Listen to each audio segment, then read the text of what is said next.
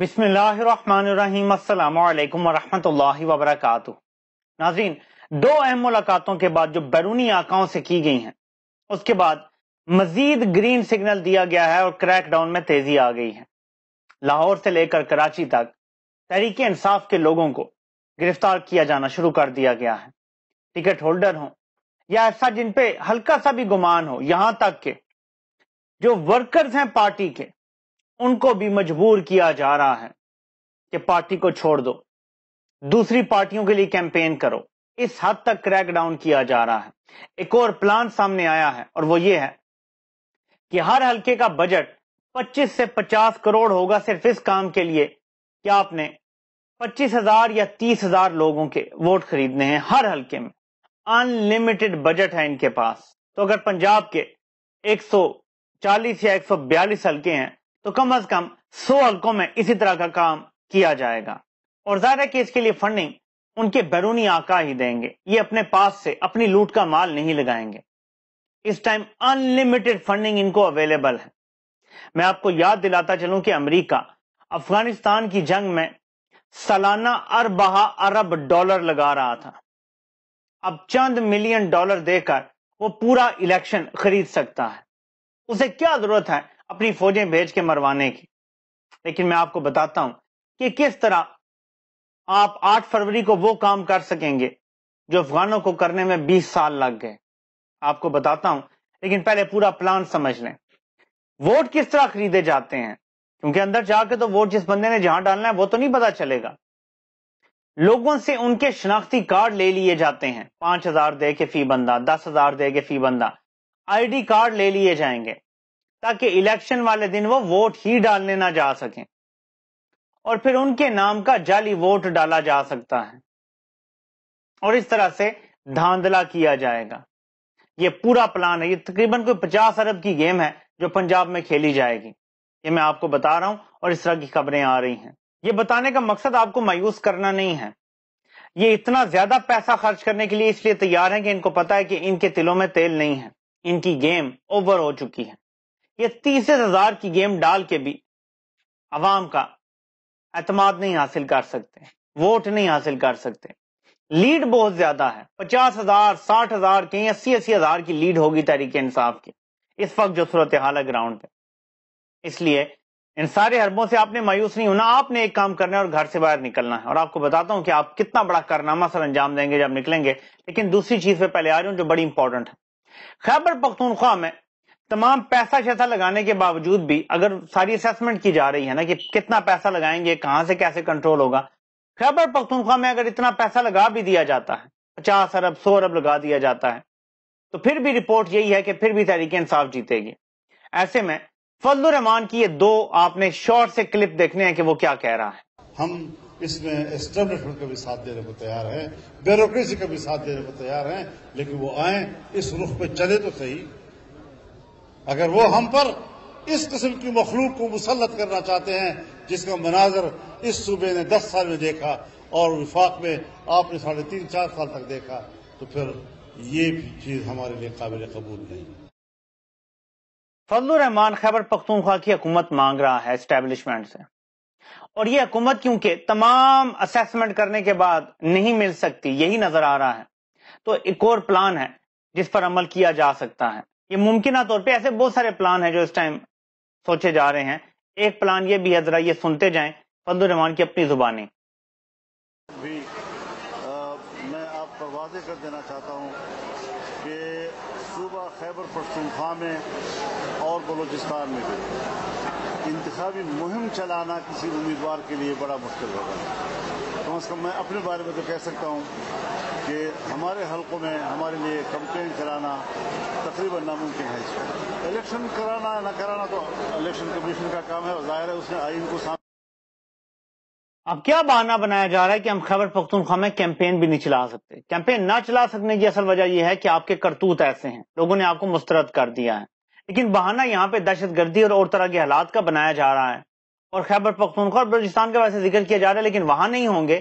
خیبر پختونخوا میں الیکشن کو ملتوی کرنے کے بارے میں سوچا جا رہا ہے کہ باقی ملک میں الیکشن کروا لیے جائیں اور خیبر پختونخوا میں الیکشن کو ملتوی کر دیا جائے، تاکہ تحریک انصاف کو کسی قسم کی بھی کوئی نمائندگی نہ مل سکے، لیکن یہ ان کی بھول ہے۔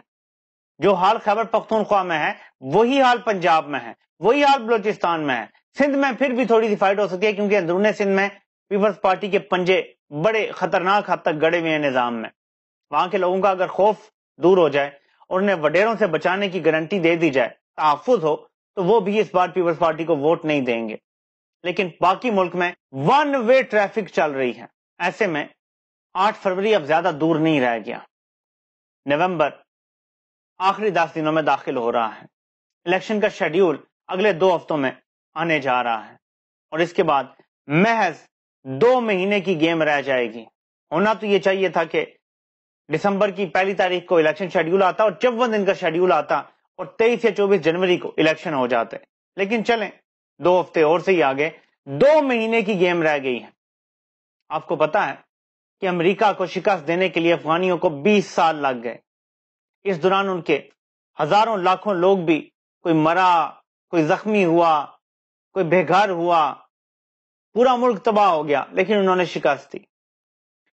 امریکہ کا اس سے زیادہ خطرناک پلان ہے پاکستان میں چند بڑے لوگوں کو یا جرنیلوں کو، ججز کو، چند سیاستدانوں کو خرید کے پاکستان پہ قبضہ کرنے کا پلان ہے۔ اس پلان پہ وہ بہت حد تک عمل کر چکے ہیں، لیکن 8 فروری ایک ایسا دن ہے کہ آپ یہ قبضہ چھڑوا سکتے ہیں۔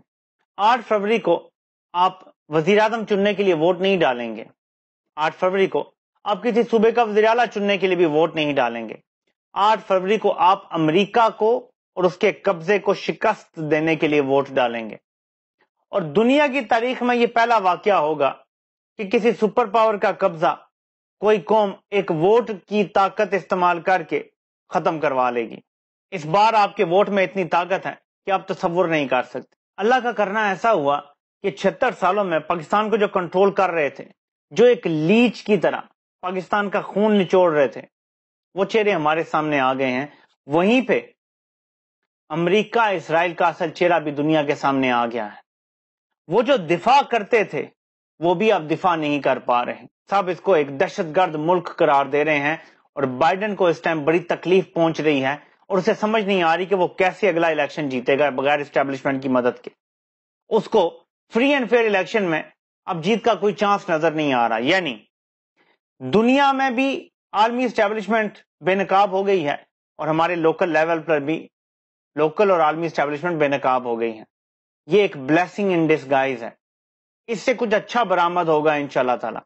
سوشل میڈیا نے بہت ہی جمہوری کر دیا ہے عوامی ڈسکورس کو، ہر بندہ اپنی بات کر سکتا ہے، اور یہ بھی ایک غیبی مدد سمجھ لیں۔ میں ایلون مسک کو ایک متنازع شخصیت ہی سمجھتا ہوں، لیکن اس کے آنے کے بعد بہت ساری آزادیاں ٹویٹر نے دی ہیں، اور یہ بات سب کو ایکسپٹ کرنی پڑے گی۔ بہت سارے لوگ بہت ساری باتیں جو ٹویٹر پہ کر پا رہے ہیں وہ پہلے نہ کر پاتے اور فوراً بین ہو جاتے۔ فیس بک، انسٹاگرام وغیرہ یہ الاؤ نہیں کرتے باتیں، پورے اکاؤنٹ اٹھا کے پھینک دیتے ہیں، آپ کو لائف ٹائم کے لیے بین کر دیتے ہیں اپنے پلیٹ فارم پہ۔ لیکن ٹویٹر نے آپ کو یہ موقع دیا، اور ٹویٹر نیوز کا بہت بڑا ذریعہ ہے۔ بریکنگ نیوز سب سے پہلے شاید ٹویٹر پہ آتی ہے۔ یہ کیا ہے؟ یہ بلیسنگ ان ڈسگائز ہے عالمی سطح پہ پسے ہوئے لوگوں کے لیے اور پاکستانیوں کے لیے بھی، کہ اب نیریٹو سوشل میڈیا سیٹ کرتا ہے۔ ورنہ پورے میڈیا کو کنٹرول کر کے انہوں نے تو سب کچھ کنٹرول کر لیا تھا، لیکن اب تک یہ جیت اس لیے نہیں پائے کہ نیریٹو سوشل میڈیا سے جاتا ہے، مین سٹریم میڈیا سے نہیں جاتا۔ ایک مولوی کی ناکامی کے بعد اور اس کے ٹھوس ہونے کے بعد ایک اور مولوی کو لانچ کیا گیا ہے، کہ میں قوم کا شعور دیکھ کے بہت خوش ہوا ہوں۔ بہت مجھے اچھا لگا ہے کہ ہر وہ بندہ جو کسی غلط سائٹ سے اور کسی کی زبان بول رہا ہوتا ہے، لوگ اس کو فوراً سامنے رکھ کے بے نقاب کر دیتے ہیں۔ ہمیں اب بات کرنے کی ضرورت بھی نہیں رہ گئی، لوگ بہت سمجھدار ہو گئے ہیں، اور میرے خیال میں صرف 8 فروری کے دن کا انتظار کر رہے ہیں، جس دن وہ اس ملک کو امریکہ کی غلامی سے ہمیشہ کے لیے آزاد کروا لیں گے۔ کیا آپ کو پتا ہے کہ اس ہفتے جو مہنگائی کے نمبر آئے ہیں وہ ہوش ربا ہیں؟ سینسٹیو پرائس انڈیکس 40 سے اوپر چلا گیا ہے۔ کیا اتنی مہنگائی میں عوام گزارا کر سکتی ہے؟ کیا غریب جی سکتا ہے؟ یا تو یہ کرتے نا کہ اتنی بڑی سازش کے بعد، غداری کے بعد قوم کو ریلیف دے دیتے۔ نہ قوم کو ریلیف ملا، نہ ملک کے لیے کچھ اچھا ہوا، تو پھر کن کے لیے اچھا ہوا؟ چند شخصیات کے لیے۔ اسی لیے اداروں نہیں کرداروں پہ بات کی جاتی ہے، اور اس پر ایک بڑی زبردست بات احمد جواد صاحب نے کی ہے، گو کہ انہوں نے عمران خان کو دھوکہ دے کے اور این رجیم چینج آپریشن کے وقت وہ پی ڈی ایم میں شامل ہو گئے تھے، لیکن پی ڈی ایم کی حکومت کے دوران ہی انہوں نے استعفیٰ دیا تھا اور وہ واپس رائے راست پہ آنے کی کوشش کر رہے ہیں۔ انہوں نے ایک بڑا زبردست مضمون ٹائپ لکھا ہے، میں چھوٹا سا اس کا پارٹ آپ کو پڑھ کے سناتا ہوں کہ کیا بیان کرنے کی کوشش کی گئی ہے۔ آج کل آپ جو بھی سوشل میڈیا پر عوامی جذبات دیکھ رہے ہیں، ان کا پی ٹی آئی سے کوئی تعلق نہیں، کیونکہ پی ٹی آئی کی تمام لیڈرشپ یا تو جیل میں ہے یا پریس کانفرنس زدہ ہے یا تھوڑی بہت جو رہ گئی ہے وہ روپوش ہے۔ کور کمیٹی غیر فعال ہے، پارٹی کے پاس ایک آنا بھی نہیں، پی ٹی آئی کے دفتر بند ہیں، ملازمین فارغ ہیں، تو پی ٹی آئی کوئی بھی سوشل میڈیا کیمپین کیسے چلا سکتی ہے؟ آپ نے سوچا کہ ڈنڈے کے زور پر سب ٹھیک کر لیں گے، لیکن آپ کے تمام پرانے ہتھیار ناکام ہو گئے۔ اب جو بھی سوشل میڈیا پر ہے اس کا تعلق صرف عوامی جذبات سے ہے، چاہے یہ کسی گھریلو خاتون کے ہیں یا کسی نوجوان کے ہیں، کسی بچے کے ہیں، کسی بوڑھے کے ہیں، کسی ریٹائرڈ میجر کے ہیں، کسی ریٹائرڈ کرنل کے ہیں، کسی دانشور کے ہیں اور چند صحافیوں کے ہیں۔ یہ صرف اور صرف عوامی جذبات ہیں۔ اگر آپ اس سے خوفزدہ ہیں، یا تو آپ ملک بدل لیں یا 90% پاکستانیوں کو ملک بدل کر دیں یا غزہ کی طرح تباہ کر دیں۔ اس کے علاوہ آپ سے محبت ہو نہیں سکتی۔ یہ اب پتھر پہ لکیر ہے، بھٹو اور شریفوں کی سیاست ختم ہو چکی، اب انہیں بیساکھیاں چاہیے۔ جو بھی چوروں کو بیساکھیاں دیتا ہے کہ عوام اسے پھولوں کے ہاتھ ڈالے گی، عوام اسے گالیاں بھی دے گی اور شدید نفرت بھی کرے گی۔ اگر میں چوروں کا ساتھ دوں گا تو کیا لوگ مجھ سے محبت کریں گے؟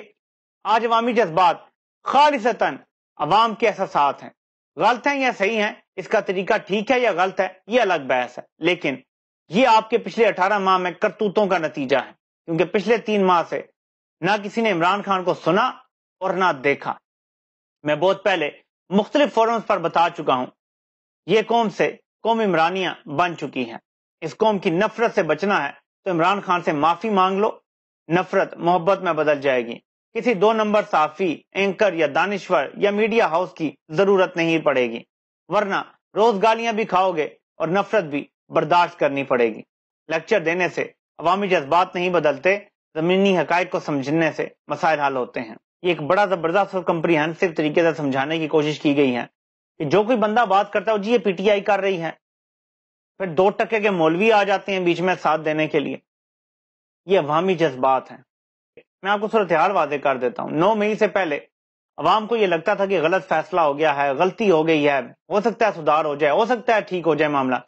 9 مئی کے بعد جو عوام کو غصہ تھا لیکن امید یہ تھی کہ بالآخر کورس کریکشن ہوگی، وہ غصہ 9 مئی کے بعد جو کیا گیا ہے اس قوم کے ساتھ نفرت میں بدل گیا ہے۔ اس نفرت کو صرف عمران احمد خان نیازی ختم کر سکتا ہے، اور آپ دعا کریں کہ اللہ نے اس کو زندگی دی ہو، کیونکہ اگر وہ دنیا میں نہ رہا تو یہ نفرت اگلی نسلوں تک جائے گی اور ختم نہیں ہوگی، اور وہ اگلی نسلیں اصلی والا مطالعہ پاکستان لکھیں گی اور وہ آپ سے پڑھا نہیں جائے گا، آپ سے برداشت نہیں ہوگا۔